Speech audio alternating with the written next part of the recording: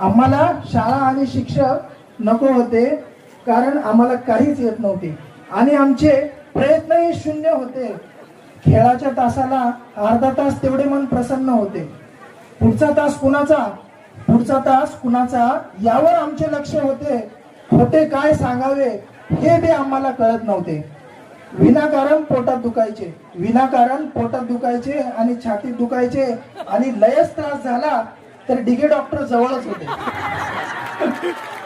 पण आज समजते सर, शिक्षक आमचे खूप प्रेमळ होते. वर्गात शिक्षक आले की वातावरण एकदम टाईट होते. नसले काही एक तरी भीतीने हात आमचे वर होते. तू सांग म्हटलं तर पाठांतराचे नाटक करत होते. एकाच शब्दावर गाडी अडकत होती.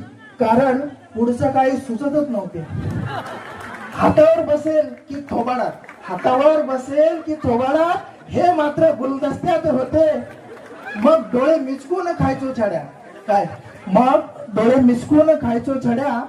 पण सर आज समजते हेच आमचे विश्व होते.